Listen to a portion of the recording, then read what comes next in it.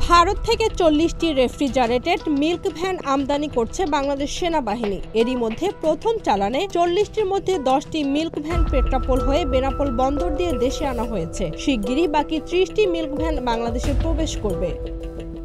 Refrigerated milk ভ্যানের আমদানিকারক directorate general purchase BD, রফতানিকারক ভারতের Alok Leyland limited.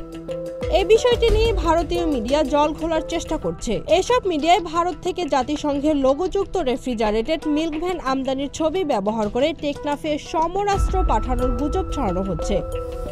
আবার কোনোটিতে বলা হচ্ছে মার্কিন কার্গো বিমানে আগত সমরাস্ত্র জাতিসংঘের লোগোযুক্ত কাভার্ড ভ্যানে করে টেকনাফে পাঠানো হচ্ছে। তাদের এ ধরনের দাবি সম্পূর্ণ ভিত্তিহীন ও গুজব প্রসূত। জাতিসংঘের লোগোযুক্ত কাভার্ড ভ্যানের ছবিটি মূলত ভারত থেকে সেনাবাহিনীর মিল্ক ভ্যান আমদানি করার। এ ধরনের কেনাকাটা এই প্রথম নয়। এর আগে বাংলাদেশ সেনাবাহিনী বেনাপোল বন্দর দিয়ে ভারত থেকে 11টি মাইন প্রোটেক্টেড ভেহিকেল আমদানি করেছিল। শুধু এ বিষয়টি নিয়েই নয়, বাংলাদেশের অভ্যন্তরীণ যে কোনো বিষয় নিয়ে নেতিবাচক প্রচারণা ভারতীয় মিডিয়াগুলোর নৈমিত্তিক বিষয় হয়ে দাঁড়িয়েছে। বিভিন্ন দেশের সেনাবাহিনী সহ বিভিন্ন কর্মকর্তাদের নিয়মিত সফর ও তথ্য আদান প্রদানের বিষয়কেও ফুলিয়ে ফাঁপিয়ে অপপ্রচার চালায় এসব মিডিয়া। Z news, Dhaka.